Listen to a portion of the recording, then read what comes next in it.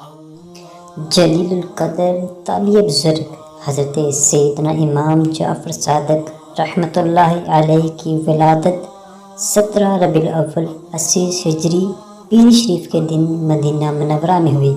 آپ کی کنیت ابو عبداللہ و لقب صادق ہے۔ آپ شہزادہ امام حسین، امام زین العابدین کے پوتے اور امام باقر کے شہزادے ہیں۔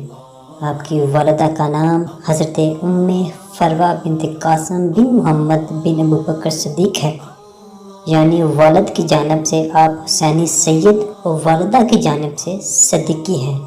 آپ دو جلیل القدر صحابہ کرام حضرت انس بن مالک اور حضرت سہل بن سعد رضی اللہ تعالی عنہما کی زیارت سے مشرف ہوئے۔ آپ علم و عمل اور عبادت و ریاضت کے جامع تھے۔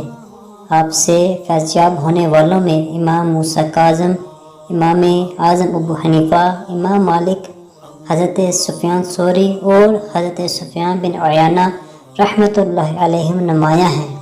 68 برس کی عمر میں 15 رجب المرجب 148 سن ہجری کو کسی بدبخت نے آپ کو زہر دے دیا جو آپ کی شہادت کا سبب بنا۔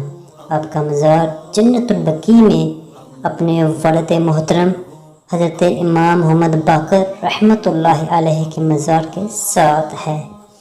کریم ان کے درجات بلند فرمائے اور ان کے صدقے ہماری بے حساب بخشش فرمائے، آمین ثم آمین۔